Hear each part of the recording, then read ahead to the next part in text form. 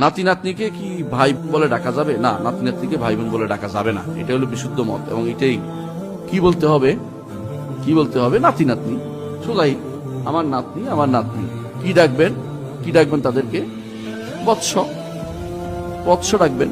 কিন্তু নাতি ভাই ডাকতে হবে জরুরি কেন? ভাই কেন ডাকবেন? ভাই বোন ডাকবেন না, ভাই বোন ডাকাটা শুদ্ধ নয়। শরীয়ত মোতাবেক এরা আপনার সন্তান, বায়োলজিক্যাল সন্তান এরা, বুঝছেন তো? কেমন সন্তান? যেমন ইব্রাহিম, রাসূলুল্লাহ সাল্লাল্লাহু আলাইহি ওয়াসাল্লাম বলেছেন, আনা ইবনে আব্দুল মুত্তালিব, আমি আব্দুল মুত্তালিবের ছেলে। রাসূলকে আব্দুল মুত্তালিবের ছেলে নাকি? কার? আব্দুল্লাহর ছেলে। আব্দুল মুত্তালিব হচ্ছে তার দাদা, কিন্তু রাসূল তার ছেলে বলছে। এর হলো ইতিহাস, মানে শরীয়ত মোতাবেক নাতি হচ্ছে দাদার ছেলে, ছেলের ছেলে হলো ছেলের ছেলে। যেমন এভাবে ওয়ারিশ হয়, ওয়ারিশ হয়, তেমনি আবার দেখেন রাসূল নাতিকে বলেছে ইন্না ইবনি হাযা সাইয়্যিদ, আমার এই ছেলে সৈয়দ নেতা। কোন ছেলে এটা?